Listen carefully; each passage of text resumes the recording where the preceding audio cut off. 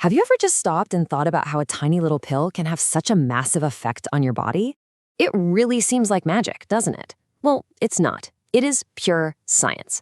And today, we're going to pull back the curtain and find out how drugs really do their thing.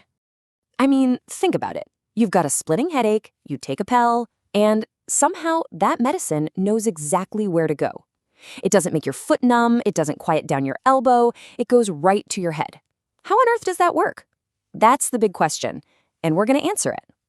The secret lies in a field of science with a bit of a mouthful of a name, pharmacodynamics. It sounds super technical, I know, but the idea behind it is actually pretty simple.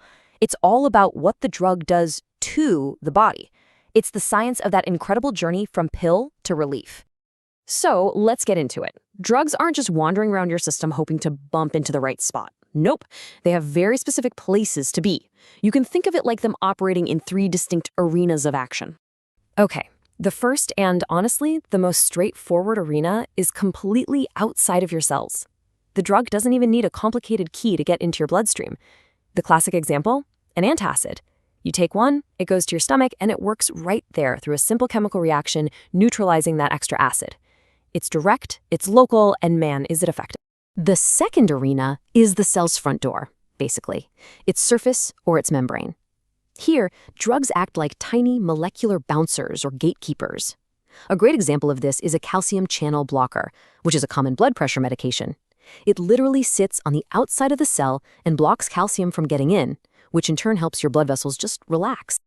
And then for the most targeted and, you could say, stealthy approach, some drugs have to go all the way inside the cell. This is where things get really specific. Once they're inside, they can do things like shut down a particular enzyme. That's what aspirin does to fight inflammation. Or think about antibiotics like penicillin. They sneak inside bacteria and mess up processes that are totally unique to those microbes, stopping them cold without hurting our own cells. Pretty clever, right? So we've got these arenas of action, but how does a drug find its exact target once it's there? This is where my absolute favorite analogy in all of biology comes into play. The lock and key principle. It's just the perfect way to picture how all of this incredible specificity actually works. So, in our little story, our cells are covered in thousands of tiny, specialized locks. The scientific name for these locks is receptors.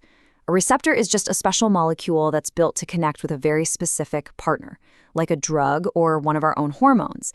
And when that connection happens, it triggers a specific response inside the cell. It's the gatekeeper for that cell's function. Okay, so if the receptors are the locks, then it's pretty easy to see what the keys are, right? The drugs themselves. And it's not just drugs. Our body's own chemicals, like hormones and neurotransmitters, they're all keys too. Each one has a totally unique shape, just like the grooves on a metal key. And here is the absolute most important part. Your body is like a giant building with millions of different locks, but only the right key will fit a specific one. A key that's shaped for a heart cell lock won't do anything to a brain cell lock. This amazing property is called selectivity, and that is exactly how your painkiller finds the headache and leaves your big toe alone. But wait, the analogy gets even better. Just because a key fits into a lock doesn't mean it always does the same thing. Turns out, there are 2 main kinds of keys, and they have basically opposite effects. First, you have an agonist. This is the key that fits the lock perfectly. It turns and click, it opens the door, causing the cell to do something. It's mimicking what the body's natural key would do. Then you have an antagonist. This key also fits the lock, but it doesn't turn. It just gets stuck in there, jamming the mechanism. And because it's stuck, it physically blocks the body's natural key from getting in and doing its job. Both of these are incredibly useful tools in medicine. So we have different places where drugs work and different kinds of keys. But what about the locks themselves? Well, they're not all the same either. Scientists have sorted them into 4 major types, and each one is built a little differently and works at a totally different speed. First up, let's talk about the speed demons of the group, ligand-gated ion channels. And don't let that word ligand throw you. It's just the sciencey term for any key, any molecule that binds to a receptor. These receptors are basically tunnels through the cell membrane that just snap open or shut the instant a key pops in. The response is almost immediate. We're talking milliseconds. It's unbelievably fast. This speed is absolutely essential for things that have to happen faster than a blink, like, your nerves firing. Next, we've got the most common type of receptor in the whole body. It uses a slightly more complex system. This is the G protein-coupled receptor. With these, the key binding to the lock doesn't open a gate directly. Instead, it activates a little helper molecule on the inside of the cell called a G protein. And that little guy then zips off and starts a chain reaction, kind of like a messenger running to deliver an order. The response is a bit slower. It takes a few seconds. And this is the system that things like adrenaline use to get your heart pumping.